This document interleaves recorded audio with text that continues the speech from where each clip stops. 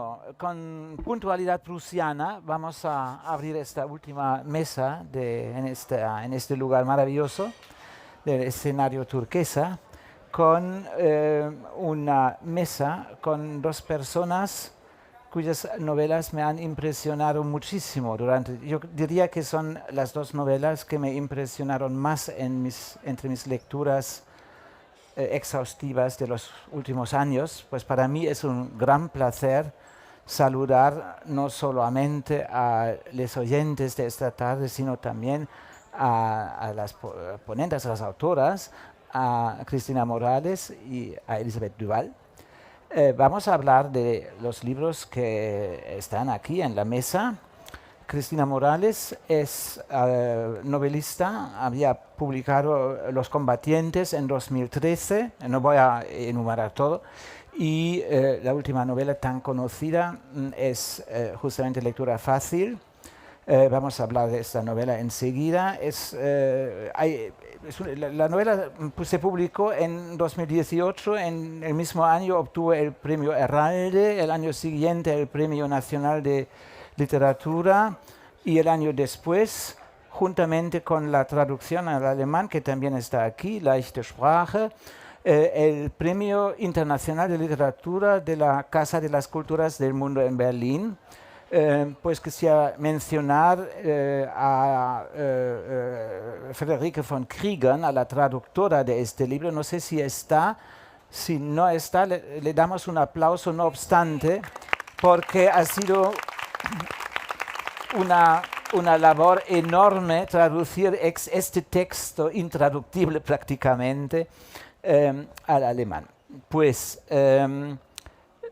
Leichte Sprache es el título. Elisabeth Duval también tiene dos libros de narración. Es Reina, un texto de inspiración autobiográfica, autoficcional. Es autora de este famoso ensayo Después de lo trans.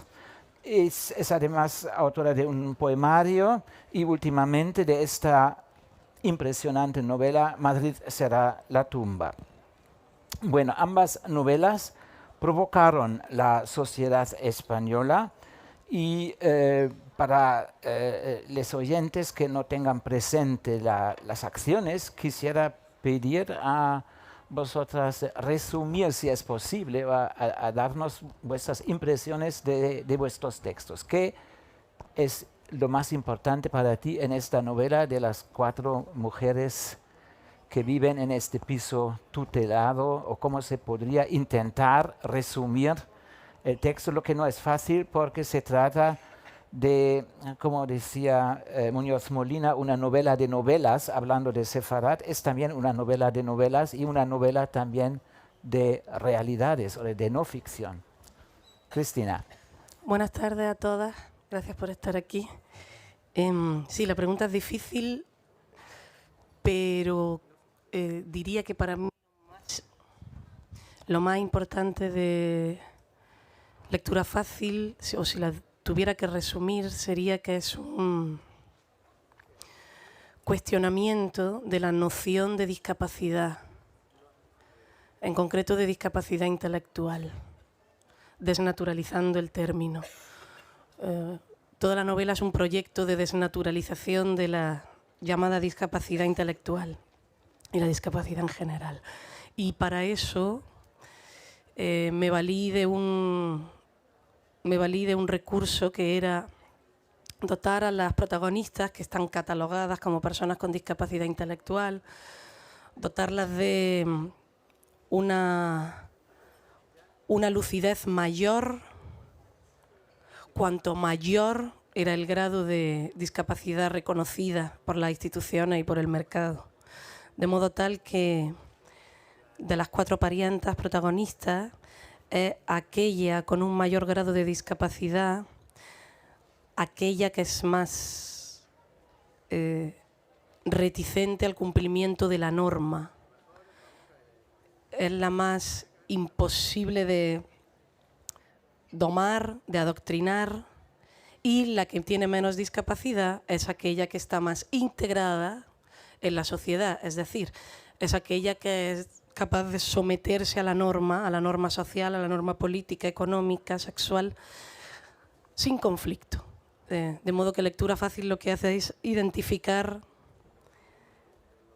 discapacidad con imposibilidad o incapacidad de adaptación a las normas del sistema.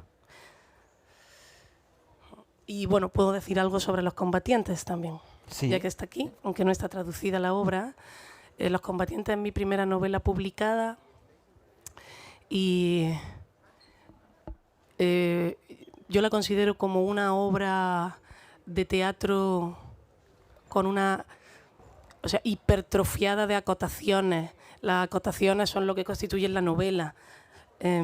Las acotaciones son los párrafos que cualifican el hablar de los actores que interpretan. Es la historia de un grupo de teatro universitario que está montando está montando una pieza. Y tiene una sorpresa ideológica que no puedo desvelar. Tiene una sorpresa fascista dentro. Muchas gracias. Pues Elizabeth, tu novela o tus dos novelas, porque yo tengo la idea que combinas una novela urbana con una historia de amor. Pues en principio hay por lo menos dos hilos narrativos. ¿Cómo podrías resumir para un público que incapaz todavía, por lo menos yo veo algunos auriculares, pues hay gente que no haya leído, digamos, tu novela? ¿Cómo se podría resumir la acción? Yo sé que es una tarea difícil. Sobre todo es difícil resumirla sin destripar todos y cada uno de los giros que vaya a tener la novela, ¿no? Pero lo primero, muchas gracias por la invitación, es un placer estar aquí, tenemos a vosotros aquí y compartir mesa con estas otras dos ponentes. De hecho, Los Combatientes, ahora que hablamos de Los Combatientes, fue una gran inspiración en la masa que luego surge en el texto de Madrid sale la tumba, ¿no? Sin querer yo tampoco desvelar cuál es el juego ideológico que está dentro del texto de Cristina. Pero fundamentalmente, y para poder explicar Madrid sale la tumba sin destriparla demasiado, creo que puedo hablar de cuáles son los orígenes del texto. En un primer momento, dentro de esta colección de lengua de trapo, que se llaman Nuevos Episodios Nacionales, nos dicen a varios autores que más o menos de la época que queramos o del momento histórico que queramos a partir del 78, o sea, a partir de la transición democrática en España, escojamos un evento o escojamos algo para narrativizarlo, para construir una historia alrededor. Y yo elijo en ese primer momento, como evento, una historia muy menor, una historia muy pequeñita, pero que yo de alguna manera viví, que fue, y luego varié lo que escogí, la ocupación que se da en Madrid en 2016 por parte de un grupo pequeño marxista-leninista, del cual yo premilitaba en ese momento, de la Casa Roja de Lavapiés, ¿no? Que es como un solar, una especie de antiguos estudios de cine abandonados, que ese grupo consigue ocupar durante unos meses. Sin embargo, en el proceso de construir esa novela, cuyo primer nombre era La Comuna de Madrid, Así. hay un momento en el cual, para establecer un contrapunto casi musicalmente al texto, empiezo a fijarme también en otra ocupación que hay en Madrid en ese momento, que es la de Hogar Social Madrid, de inspiración neofascista, parecida en Italia a lo que podría ser Casa Pound o a otros movimientos neofascistas urbanos de ocupaciones, que ocupan el antiguo edificio de lo que era la sede de propaganda y televisión durante la dictadura franquista, ¿no? Y se construye una especie de historia que tiene también ecos casi de Romeo y Julieta entre dos protagonistas, dos chicos de cada una de las ocupaciones. Pero lo que me sucede mientras escribo el texto o mientras lo empiezo es que quien me arrastra o quien se infiltra en mi cabeza como una voz casi parasitaria es la voz narrativa del fascista, ¿no? O la que tiene más fuerza, en la que de repente me encuentro soñando o pensando en los términos de esa voz narrativa del fascista. Y lo complicado, yo creo, para no caer en una especie de discurso de los extremos se tocan o todos los extremos son malos o el antifascismo o el fascismo se parecen, cuando sí que se está construyendo una narrativa en espejo, donde se ponen el uno frente al otro, para mí era no querer elaborar una novela que discursivamente, ya desde un discurso de tesis o de imposición, estuviera dictándole al lector qué es lo que tiene que pensar o lo que tiene que hacer, sino que fueran los propios mecanismos narrativos de la novela los que ofrecieran no exactamente una visión moral, pero sí una visión que superara la equidistancia, o una visión que no fuera equidistante. Digamos, es una táctica que compartís. Es prácticamente, hay, digamos, elementos fuera de lo que tradicionalmente se llama un hilo narrativo, el desarrollo de una acción de A a C a través de B, todo esto. En este sentido, ambos textos son metanovelas que incluyen también, digamos, el fanzine político por una parte y también, digamos, todos los elementos, los protocolos de las reuniones, etcétera, y en tu texto hasta las páginas web de organizaciones radicales de la derecha. Pues, ¿qué hace esto con el proceso de escribir? Esta mezcla, digamos, de tipos y esta inclusión de elementos fuera de lo propiamente narrativo. No sé qué. Pregunta para ambas. Para mí o sea, todas estas formas que refieres, que son las actas de las casas, las actas de la asamblea de ocupación, o el fanzine que hay dentro de la novela, o la propia novela que hay dentro de la novela, escrita con la metodología de la lectura fácil, en WhatsApp, por su autora, verdaderamente eran para mí muy funcionales. O sea, no había una premeditación por mi parte en el sentido de querer trufar la novela de formatos diversos, sino que el formato escogido, diría que no era ni escogido, se imponía. Para decir lo que yo quería decir, solo podía decirlo de esa manera. No había otra manera de hacer una declaración política anarcofeminista radical, coherente,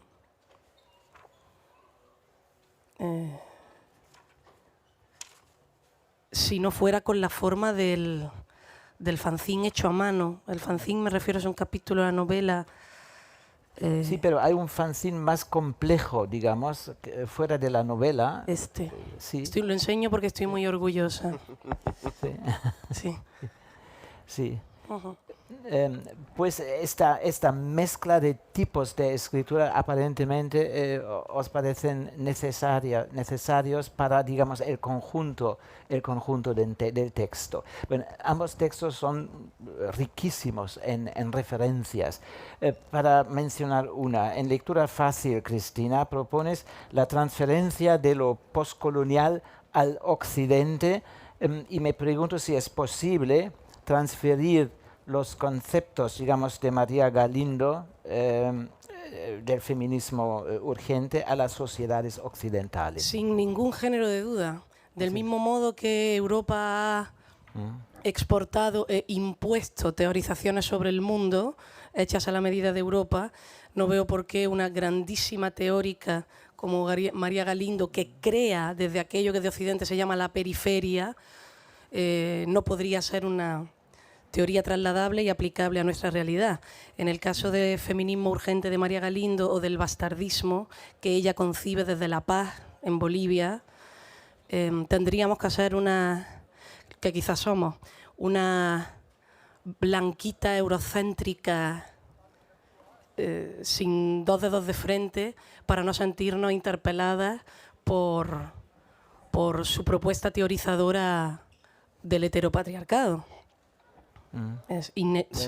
Innegablemente se puede trasladar a nuestra sociedad. Sí, bueno, no sé si el heteropatriarcado que mencionas es el mismo, digamos, en todo el mundo, entre los colonizadores y los colonizados, pero tu crítica al heteropatriarcado, bajo, digamos, el lema de macho facha neoliberal, quizás ha llamado la atención. Pues, hubo, digamos, esta recepción bastante controvertida de la novela, destacando, digamos, el carácter radical o incluso antisistema de este concepto. ¿Podrías explicarnos un poco lo que tú entiendes exactamente por macho facha neoliberal? Bueno, son términos que conocemos todos y tenemos cierta idea de lo que es un facha macho neoliberal. Yo tendría miles de ejemplos, hasta entre los colegas. Bueno, Pero el modo en que el personaje lo usa, Nati, lo usa poco menos que como sinónimo. O sea, cuando dice macho facho neoliberal lo hace para referirse al opresor que desde un privilegio de género, sexual, de clase, ejerce violencia hacia cualquier otra alteridad que no esté en posesión de esos privilegios. La propuesta teórica de Nati es que, lo que propone es que todos los machos son fachas y todos los fachas son neoliberales y todos los neoliberales son machos, entonces es un silogismo perfecto. Y no es sino referir de una manera un poco más punky la realidad de la unidad opresora. Por volver a citar a María Galindo, tiene ella un graffiti que va haciendo allá donde va, que dice: nada se parece más a un macho de derecha que un macho de izquierda. Entonces, cuando el personaje de Nati habla del macho facho neoliberal, lo que está haciendo es lo que quiere es desvelar que no hay aliado feminista si no se desciende del privilegio de clase y de género y de blanquitud, por mucho discurso de izquierda aliada que lleve encima. De hecho, me atrevería a decir, la llamada izquierda aliada es el peor enemigo, porque es el lobo con piel de cordero. bueno, ya contestas a una pregunta que hubiera puesto más tarde. Lo mismo para tu novela, digamos, ahí es curioso para ciertas capas de la sociedad que justamente tanto Ada Colau como la antigua alcaldesa de Madrid de Podemos, que son las figuras negativas en este contexto. Vamos a volver quizás a esto. Elizabeth, en tu postfacio escribes: mi intención nunca ha sido ofrecer las claves para que gane la izquierda, ni siquiera diseccionar los componentes de una extrema derecha realmente existente. Lo que cuento, con esto estamos con el título de la mesa, es una historia de amor y violencia, bastante pequeñita. Esto me parece, digamos, retóricamente, una figura de falsa modestia, porque de hecho no es una historia pequeña, sino una historia actual, ejemplar, sumamente impresionante y no pequeña, digamos, con muchísimos aspectos revolucionarios. El amor, en este caso, por el ligue de Grindr, para los no homosexuales, si hay algunos, es una especie de aplicación para quedar, digamos, dónde está el próximo, etcétera. Ya hay literatura sobre esto, Alberto Fuguet, Sudor. Pero aquí los dos, el amor se desencadena a través de un ligue de Grindr y este amor imposible, pues la ejemplaridad de esta historia quisiera que me lo expliques un poco. Y retomo un momento la pregunta anterior que tenía que ver con la inclusión de cosas que aparentemente pueden parecer no narrativas, porque yo creo que es muy antiguo, ¿no? Es un recurso muy antiguo, es una forma muy antigua. Por el título de episodios nacionales que da la colección, parecería que la inspiración sería galdosiana, pero yo, como formación en filología francesa, realmente bebo mucho más de Balzac que de Galdós, ¿no? Y veo mucho más de ese Balzac que incluía dentro de sus novelas las hojas de las facturas y de lo que tenía que pagar a fin de mes, las cuestiones más prosaicas del mundo, que eran fundamentales para comprender qué es lo que estaba sucediendo dentro de esa novela y sobre todo qué es lo que estaba sucediendo en cómo esos personajes ficcionales se relacionaban con un contexto social que estaba para ellos determinado por las modificaciones del capitalismo y el avance del capitalismo en ese momento concreto. Si no se comprendía cuál era la situación económica de pobreza absoluta de lo que tenían que pagar esos personajes, no se comprendía cuál era la situación de esos personajes. Y yo creo que de igual modo hay esa necesidad de, hablando de extrema derecha, si no se habla de los espacios en los que la extrema derecha existe en la actualidad, que son también y mucho espacios virtuales, espacios virtuales como esos foros de 4chan. Muestras screenshots de De 4chan, claro, sí, aparecen. Y son screenshots reales. O sea, no me los invento yo los traduzco en todo caso del 4chan inglés, pero las conversaciones que tienen sobre mezquitas o la conversación que tienen sobre Colonia en 2015 son conversaciones reales que están en línea, ¿no? Y eso es lo que las hace incluso más estomagantes o hace que sea más doloroso acercarse a ellas de alguna manera. Y sobre esta historia chiquitita o de falsa modestia de amor y de dolor, claro, cuando digo que mi intención no es ofrecerle a la izquierda unas claves para ganar o diseccionar una extrema derecha realmente existente, hay un punto que, aunque claro, hay mucho de análisis social y crítica social en la novela, pero mi intención, al contrario de lo que se toma de muchos discursos, precisamente no es ejemplarizante en ese sentido, porque creo que cuando se hace recepción en España, y creo que en otros países, de ficción o de novela recientemente, caemos en una especie de discurso en el cual en entrevistas exigimos al autor que tenga un discurso en consonancia con su novela y que su novela sea una especie de novela de tesis. Explicación de, claro, de su donde pensamiento. de repente nos está proponiendo una cuestión política que puede tener que ver con una imagen o con una idea marketingizable del feminismo o con una idea marketingizable de lo que es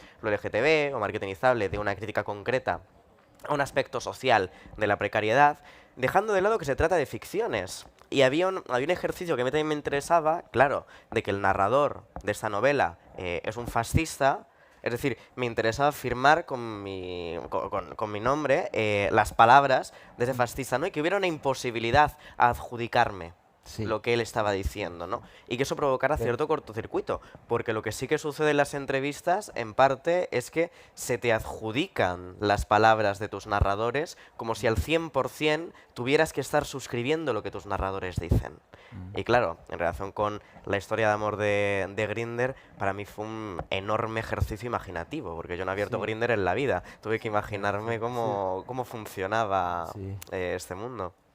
Bien, digamos, es una propuesta, ¿no? Este amor entre Ramiro y Sebastián. Bueno, muchas gracias. Pero podríamos resumir que al fin y al cabo, los dos preferís, al fin y al cabo, un gobierno de una izquierda o de Manuela Carmena y Ada Colau a un gobierno de PP y Vox, ¿o no? Digamos, Es un falso dilema ese. falso dilema, sí. Eso, Bueno. es un falso dilema. Borro mi esa pregunta contiene la respuesta ya. Borro mi pregunta. Es capciosa. Bueno, hablemos de rasgos comunes entre las dos maravillosas novelas. Son novelas de personajes marginalizados. Mencionaste a Nati, podríamos hablar de Marta, digamos, discapacitada, pero con una capacidad emotiva y afectiva enorme. Pues se trata de personas marginalizadas. Es curioso porque, bueno, las definiciones de quién es el marginal proceden siempre de un centro que se autoyergue como centro y decide en función de qué distancia, hasta dónde empieza lo marginal y dónde lo propio de ese centro, ¿no? Entonces, creo que, por tanto, no es útil. O sea, no es útil para hablar no es útil para hablar de la potencia política o social de los personajes de lectura fácil el considerarlos marginales o centrales. Lo que es una realidad es que, siendo los personajes de Marga, de Nati, de Patri, de Ángels personas que en la novela tienen la consideración de discapacitadas intelectuales, sí que ocupan, sí que son el centro de la diana. En esto no son marginales, son el centro de la diana de los discursos del poder. O sea... Sí, excelente definición. Yo creo que es algo palpable para los lectores, que es así. Sí. Bueno, en tu novela, no sé, Ramiro y Sebastián no son, digamos, estudiantes comunes de las universidades, ¿o sí? Ramiro más. Ramiro más, sí. Ramiro más. Es el de la izquierda, para decir. Claro, Ramiro es un militante sí. de esa organización comunista en la que también hay personajes que podrían entrar dentro de esa categoría construida de lo marginalizado. No, hay otros militantes que sí, que viven en posiciones de precariedad, en una categoría en posición de precariedad absoluta, pero en el caso de Ramiro sí que cumple parcialmente con esta idea de aquel, y se lo dice Santiago en un momento dado, de tú militas, pero nunca vas a comprender cómo milito yo, porque tú militas casi como si hubiera un juego, como si fuera una ficción, y no a través de una herida que es insalvable, ¿no? Para mí, para Santiago, esta cuestión dice, tiene que ver con una herida, tiene que ver con un dolor muy concreto, mientras que tú podrías permitirte el no hacerlo. Porque tú es una posición más o menos clase mediana, más o menos cómoda en algunos aspectos, en los que la militancia para ti no es la vida. Y para Santiago, en cambio, sí que es la vida, ¿no? Santiago ocupa parcialmente una posición más marginal, que tampoco es exactamente la posición de la mayoría de militantes de hogar social, ¿no? Pero en su caso, detrás de un recorrido ideológico particular, porque no es un nazi o tradicionalista estándar, sino que bebe mucho más de una suerte de neofalangismo que tiene él en su formulación, y hay una lucha de corrientes también políticas dentro de su organización, pero sí la ocupa un poquito más, ¿no? Y hay una relación ahí que es una relación incómoda entre ambas partes, que también, y retomando esto que comentabas antes de una novela que tiene un componente de novela urbana o novela de la ciudad de Madrid, con sus planos cenitales o sus planos yendo por encima de la ciudad, observándola, describiéndola casi como si fuera ya también un ente vivo o un organismo, con su sangre, con sus propias injusticias, con sus fronteras, con la descripción de toda la gente que se muere de hambre en distintos puntos, ¿no? O de la precariedad más absoluta en distintos puntos, frente a lo que sucede en el norte que expolia, se dice en un momento dado. Claro, hay una inversión en las dicotomías y un baile de quién está en qué posición, que también me parecía interesante jugar con ello, ¿no? Jugar con esa frontera de la Gran Vía, que en un momento de la novela también se rompe, entre las situaciones muy dispares que pueden tener barrios como Vallecas, en el sur de Madrid, contra barrios como el barrio Salamanca, más rico, en el norte de Madrid, con las zonas del Viso, con las zonas de Azca, de nueva construcción, que es donde está precisamente esa casa ocupa fascista. Sí, esta lucha, digamos, en el centro mismo de Madrid se puede conseguir calle por calle, digamos. Sí. Pero hay también dimensiones de perspectivas históricas, cuando hablas de Julián Reizábal, por ejemplo, personas desconocidas, creo yo. Claro. Pues estás, digamos, fraguando un nuevo discurso sobre Madrid. Esta pregunta, y para ti, si lo mismo acontece con Barcelona, porque el desarrollo de estas 4 mujeres en el piso tutelado es que van del crudis, del centro rural, al rudis, ¿cómo se dice? Rudis es residencia urbana. Pues también van del campo a la ciudad. Pues es algo que llama la atención, con toda la moda de la España vacía, y de Sergio de Molino, y de la España rural. Estas son novelas claramente urbanas, con un mensaje detrás de la urbanidad. Pregunta. ¿Un mensaje detrás de la? De la urbanidad. De la urbanidad. Para mí el éxodo que hacen las protagonistas de Lectura Fácil no lo concebía tanto como un éxodo rural, sino como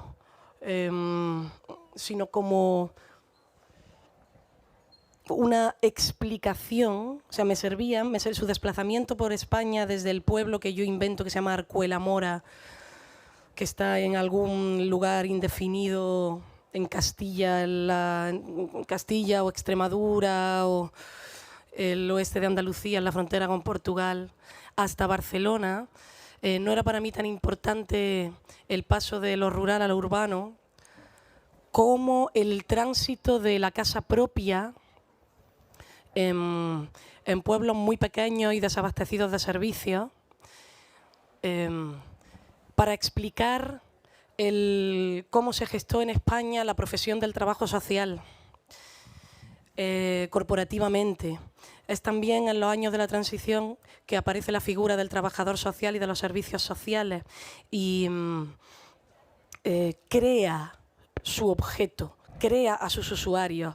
Y una de las cosas que se hacía era que equipos de lo que entonces todavía no eran, empezaban a ser los primeros trabajadores sociales, pero también sociólogos, médicos, iban en caravanas por los pueblos pequeños y desabastecidos de los servicios que la modernidad entiende que tiene que tener cualquier ser humano, sea cuarto de baño, como si cagar en el campo no fuera algo urbano, civilizado, en fin. Estas caravanas iban por pueblos pequeños identificando sus sujetos barra objetos de estudio y cuidado, a los que llamaron personas con discapacidad. Entonces fueron sacados, eso es un ejemplo Foucaultiano perfecto, porque son sacados de sus casas, no porque no digo que las casas los pueblos fueran una fantasía pastoril en la España rural. Obviamente también fuente de violencia. Simplemente viene la violencia institucional a sustituir la violencia tradicional.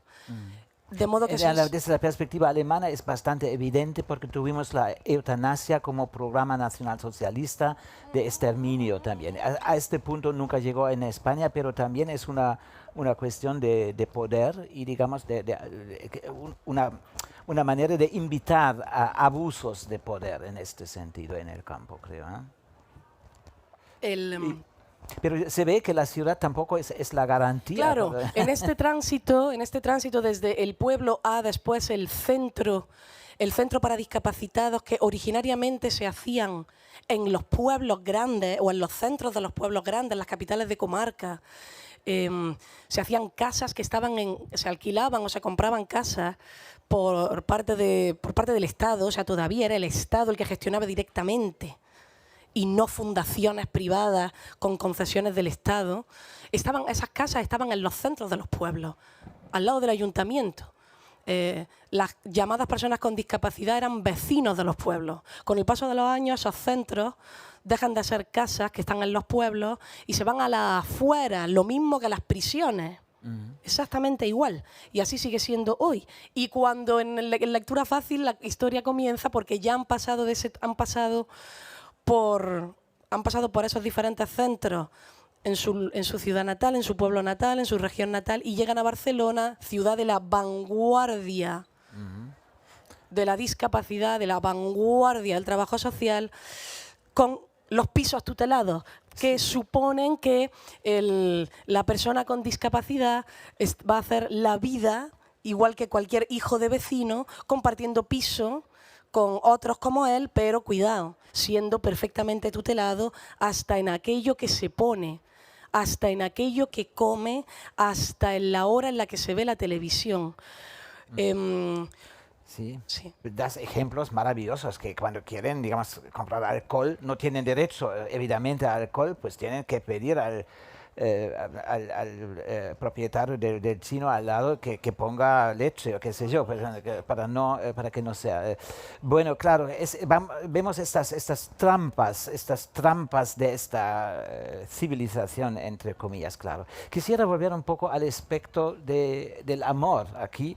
Es Marta, la persona con la discapacidad más marcada, que a la vez es el personaje, digamos, que sufre de la amenaza de la esterilización forzada.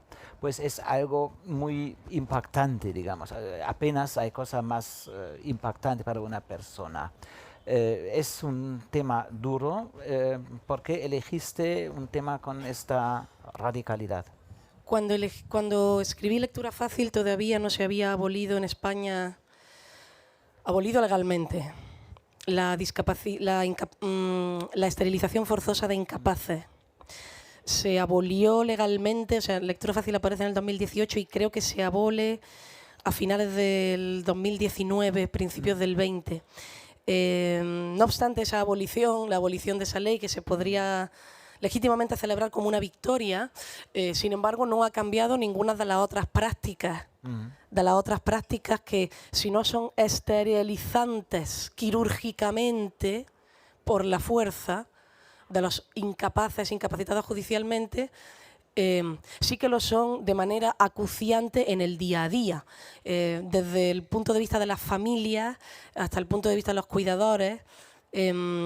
¿Cómo no considerar esterilizante si para una persona como bien podría ser el personaje de Marga, de la que tú hablabas, no se le permite ejercer su sexualidad con libertad, ejercer su sexualidad con libertad, siendo su elección sexual la de la promiscuidad, la de la promiscuidad y la de la pansexualidad?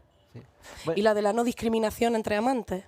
Bueno, no aparece sexo aquí, pero digamos esta relación entre Sebastián y Ramiro, digamos, a pesar de las dificultades que Sebastián tiene a admitirlo como tal, como sentimiento de amor, también es un tema, digamos, bajo la superficie del texto. Pero, hay una cosa, el texto, uno de los epígrafes que abren Marisa la tumba, ¿no? Es este de Deleuze y Guattari, donde dicen: y es que al deseo nunca se le engaña, de 1000 mesetas. El interés puede ser equivocado, mal conocido, traicionado, pero no el deseo. De ahí el grito del Reich. No, las masas no fueron engañadas, desearon el fascismo.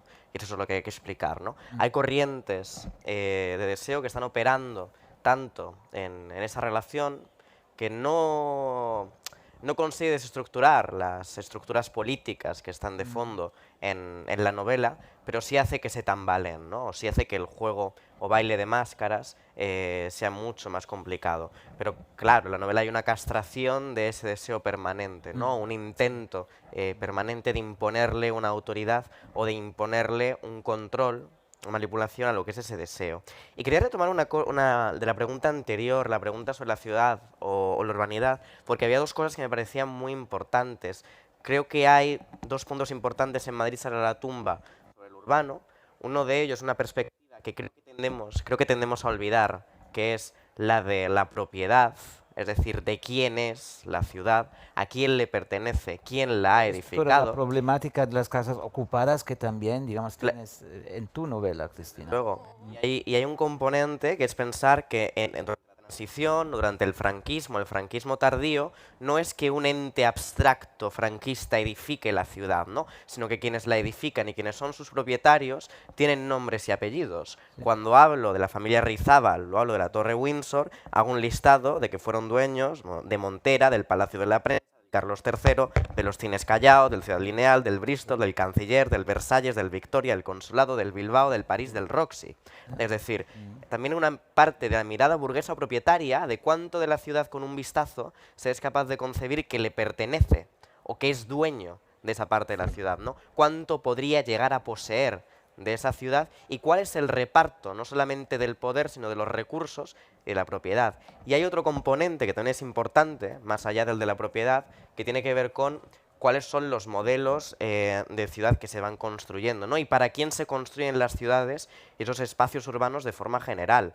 Cuando se analiza esta imagen de Madrid que aparece en la novela, que es una imagen muy crítica con Madrid o con el modelo de Madrid que tenemos, que se dice que en Madrid lo que ha ido sucediendo con el tiempo es una aniquilación o un exterminio gradual de la ternura, porque cada vez, incluso si la ciudad en un primer momento no estaba pensada ni siquiera para seres humanos, pero cada vez está menos pensada para seres humanos, ¿no? O cada vez se convierte más en una ciudad, por ejemplo, a medida de los coches, a medida de la hostilidad, a medida de un espacio público completamente invadido por una dimensión privada y por una dimensión privada del consumo. Sí. Es este lado, este lado ecocrítico que también contiene tu novela y que admiro mucho, que me ha gustado, pero digamos, es verdad que, que es difícil considerar Madrid como tumba.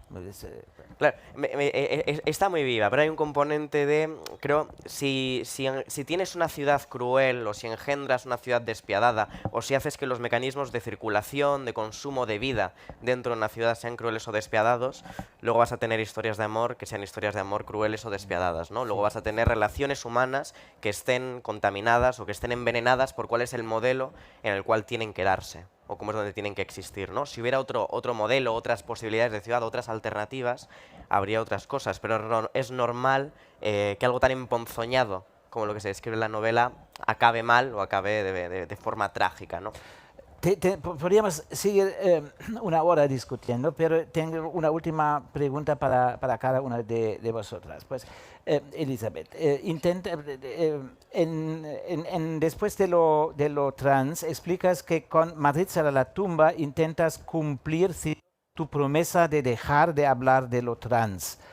Respeto tu decisión, pero me interesa por qué querías pasar página frente a las tendencias fuertes transfóbicas que existen en Alemania, en Bremen, en Hannover, y de posiciones teóricas contra el transfeminismo, Alice Schwarzer en Alemania, J.K. Rowling en Reino Unido, o menos unido, Paula Fraga en España. Pues esas tendencias trans excluyentes no te incitan a seguir con el tema. No me incitan, me obligan a mi pesar. Ah, bien, gracias. Me obligan a mi pesar. No me incitan y además es un dejarlo trans relativo, porque también sé que en el momento en el que haya traducciones, en el momento en el que haya una traducción a alemán, en el momento en el que haya una traducción a cualquier lengua, de repente hay un público nuevo al que tengo que hablarle de lo trans. Y he de confesar, por decirlo en plata, que hay un componente en el que eso me jode.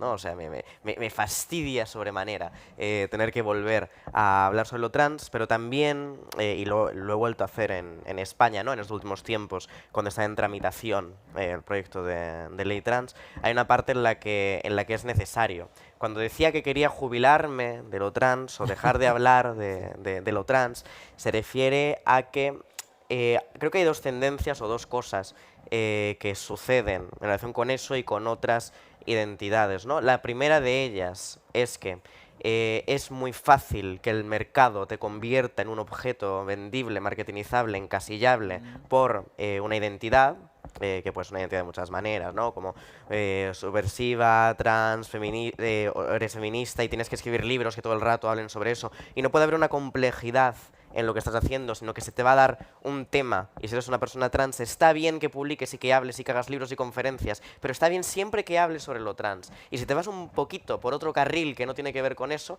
de repente ya no está tan bien que lo estés haciendo, ¿no? Y mi rebelión era contra eso, de decir, pues no, como pues mujer trans, se puede hablar de muchísimas otras cosas, se puede escribir sobre muchísimas otras cosas con igualmente autoridad, ¿no? No tengo por qué todo el rato estar haciendo un discurso autorreflexivo que tenga solamente que ver con este componente. Vemos la relatividad de pasar página. Claro, pasar página es relativo y hay una parte de la respuesta, ¿no? a esas interlocutoras que vierten ese odio o esa bilis, que es inevitable. Pero claro, verlas vertir odio, vertir bilis, no me hace tener ganas de responderlas, ¿no? En todo caso, me haría tener ganas pues de retirarme a estar tranquila, ¿no? en redes sociales, en lugar de recibir una marabunta o una suerte de turba violenta cada vez que aparezco en un medio de comunicación. Alguna respuesta hay que darles y se la doy y algo hago, pero a mi pesar. Y libros sobre lo trans yo no voy a volver a escribir. Realmente, de verdad que ese fue el último, ¿eh? Gracias. De verdad fue el último. Gracias por la respuesta, pero sobre todo por ambas obras, por la novela y por el ensayo. Bueno, quizás yo tendría dos preguntas. Tú puedes elegir sobre la traducción o sobre Caroline Emke. Que si puedo elegir... Caroline Emke, por supuesto. Caroline Emke, pues. Emke contra el odio, premiada con un alto premio, el premio de paz de los libreros alemanes. Si alguien se compromete, Cristina, a luchar contra el odio frente a la guerra de Putin a Ucrania, frente a la situación conflictiva con las nuevas derechas, ¿qué puede ser malo en rechazar el odio? El concepto de odio que Caroline Emke despliega en su obra Contra el odio elimina de toda relación humana el elemento del poder. Cuando ella dice odio, está diciendo que todas y cada una de nosotras, en todas nuestras relaciones vitales, tenemos que evitar ser odiadoras. Y se permite hacer un elenco diciendo la policía odia al manifestante y por eso le pega de palos. Tu vecino tiene miedo de ti porque eres musulmán y por eso te odia y tú reaccionas con odio a su odio. Tú, como mujer, a las 5 de la mañana en minifalda borracha por un callejón, desarrollas odio y temor hacia aquel hombre que camina muy cerca de ti y no debes acumular ese odio. Del mismo modo que tú como musulmán no debes acumular ese odio porque el policía también es un ser humano. El macho que te cela por la calle también es un ser humano. Pues entonces, es la dimensión política que te falta en su concepto. Sí, ella llama odio, ella llama odio a cualquier conflicto, es lo que yo llamo su humanismo neoliberal. Dice que las relaciones entre las personas refieren únicamente a sus características personales. Con un colofón muy hippie, diciendo olvidémonos de nuestras características personales, olvidemos que el policía es policía, que el musulmán es musulmán. Cristianismo primitivo también. Sí. El de ella, sí. Bueno, cristianismo primitivo mucho más terrorista, por suerte. Entonces, claro, me parece que la propuesta de Caroline Emke no es para nada emancipatoria, es una propuesta pacificadora, que lo que hace es enterrar el conflicto y equiparar de una manera muy perversa la violencia que ejerce, legítima que podemos ejercer las feministas en defendernos contra nuestros violadores, a la violencia que ejerce la policía cuando da de hostia en una manifestación. Muchas gracias por estas explicaciones. Llegamos al fin de esta charla que me gustaría seguir. Pues os deseo una excelente estancia en la ciudad de Goethe y de Adorno y del Banco Central Europeo. Vamos a ir a visitarlo ahora. Que disfrutéis de todo esto en la medida de lo posible. Muchas gracias por haber compartido esta mesa.